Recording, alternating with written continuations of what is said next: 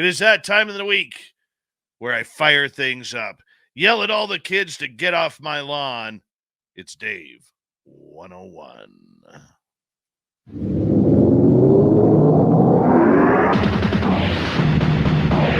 time for Dave 101. Open the door, it's Dave! Dave, D-A-V-E! Dave's not here!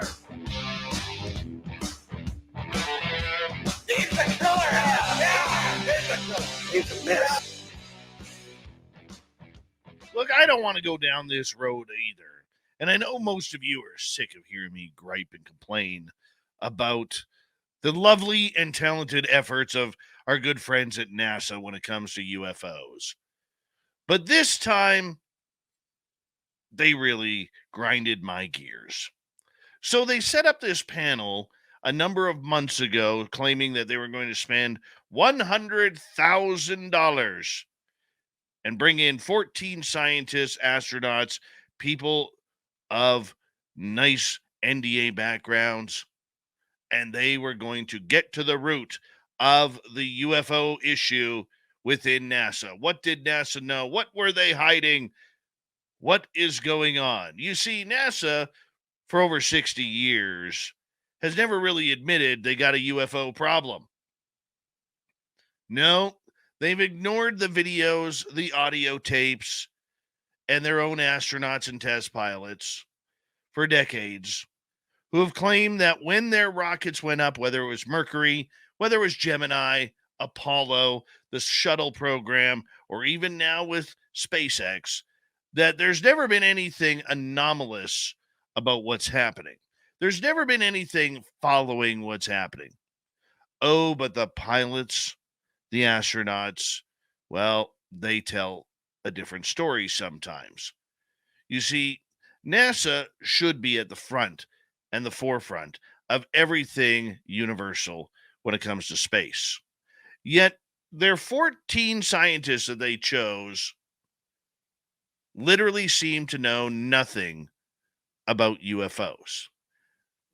They barely knew what a UAP was, unidentified anomalous phenomena. They asked basic questions. They gave basic answers. They seemed more interested in where the UFO hotspots were on the map of the world. And they seemed more interested in what the FAA had to say, Federal Aviation Association, than they were about actually disclosing about NASA's indiscretions when it comes to this topic. We are all a little bit dumber today for having wasted 2.5, almost 3 hours listening to these educated individuals who have more pieces of paper hanging on their wall than the majority of us have wallpaper. Yeah, their degrees are shiny. Their knowledge, they'll tell you all about it. But when it comes to UFOs, they were downright stupid. And I don't mind saying that. Now, whether or not they were put up to act that way is a different story, because a non-disclosure agreement has a lot of pull when you're dealing with the U.S. government. I know enough people who have them, who are afraid of them, and who just do not want the hassle of ever breaking them. I get that. I can appreciate that. But when you sit there and talk about the only thing that any astronaut has ever seen is a Bart Simpson balloon, all you're trying to do is patronize the topic once again. This is a topic that NASA could be a leader in. And it's sad that a documentarian in Vancouver named Darcy Weir has more information and audio logs and video logs of astronauts talking about their UFO encounters up in space than NASA will even admit to. It's terrible. It's terrible that a citizen documentarian has more guts to put it out on tape than the organization itself. NASA saying, well, we don't have the budget for it. We may need $100 million more in order to get this done because we need to be able to pick up the sequences, the signals, and we need the tech. That's about $100 million. Just write us a check, American public. Just put a few zeros on there. Yeah, 100,000 is enough. We need $100 million. It's all a big game.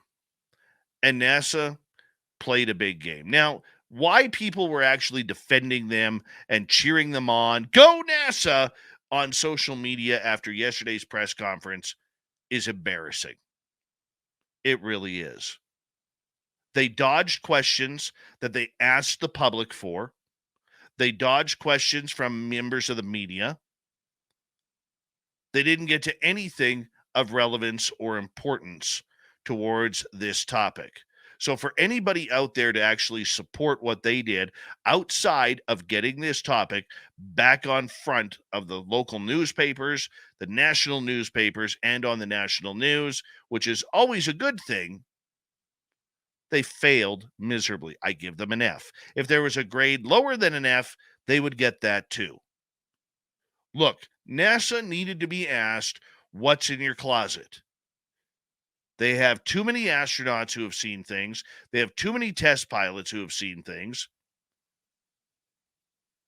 And for them to play the card where 14 members who are joining this panel for the benefit of ufology and the benefit of humanity, not asking what the biggest space organization on this planet has to offer, is mind-numbing in its own. Here's my question that I put through publicly. I said, what's in your closet? It's nice and simple. It's easy to say. It's easy to answer. What's in your closet? Another question that I had in looking at this panel was they said that they were bringing in all these experts on the UAP stuff. Okay, UAP is man-made. I'll grind that gear until everybody tells me to shut up, but I'll still grind it after that. They brought in a bunch of scientists who know nothing about this field.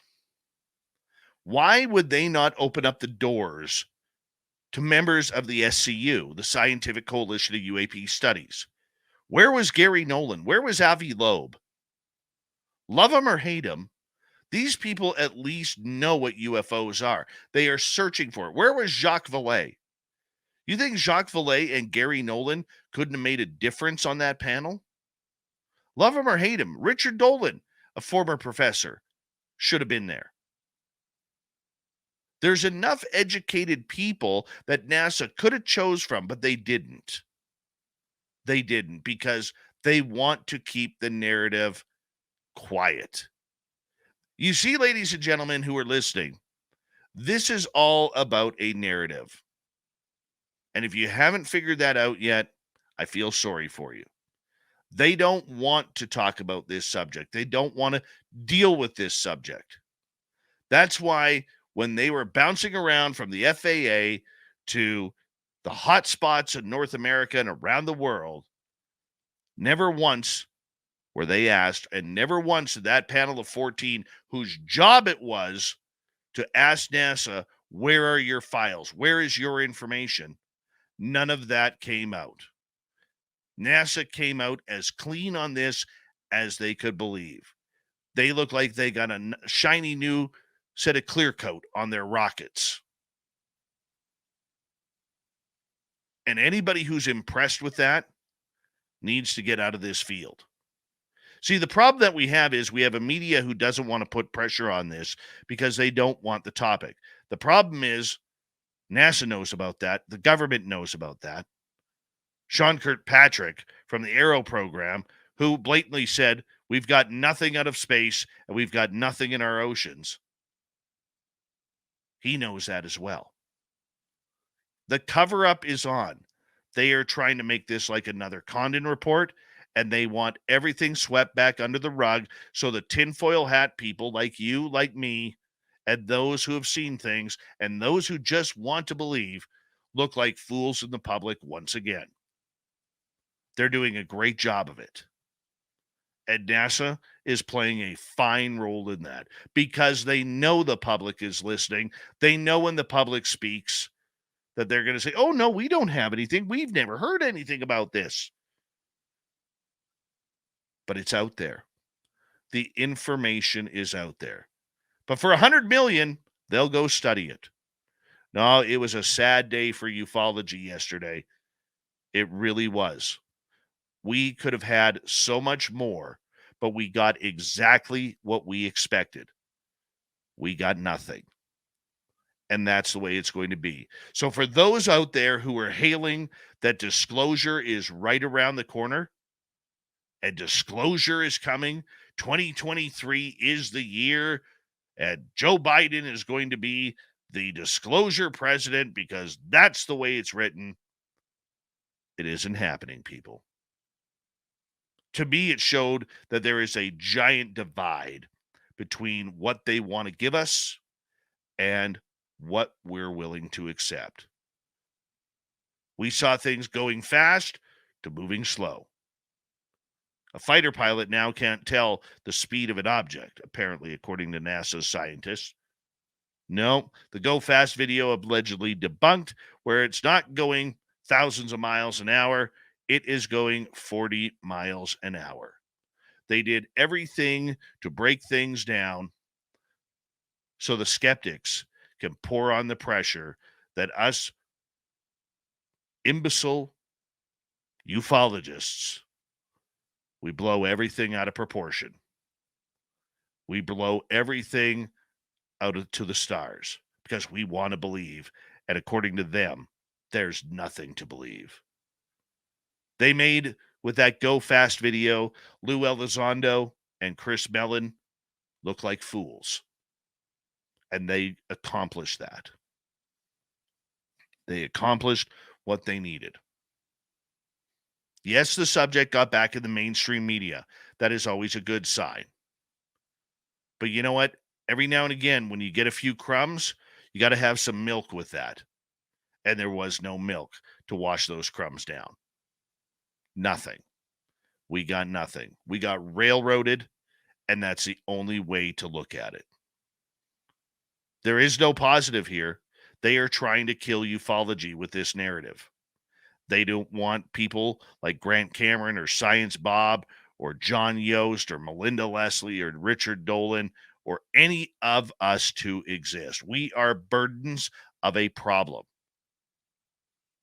And they got to get rid of us.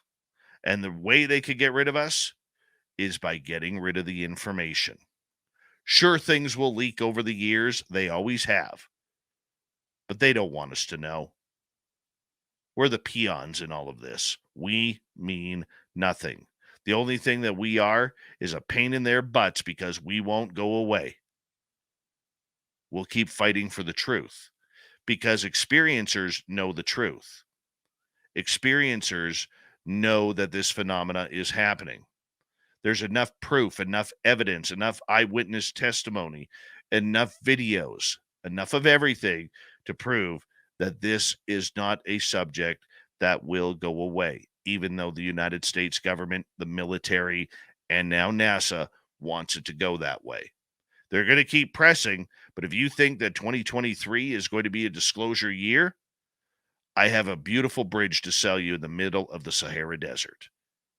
And I promise you that water will make it 1 year underneath so you can go fishing. It's a time to be frustrated, but it's also a time where you and social media have the power to fight back at NASA and call that conference, whatever it was, the farce that it was. And that's what it was. It was a complete farce. And they need to hear about it from us. That is your Dave 101.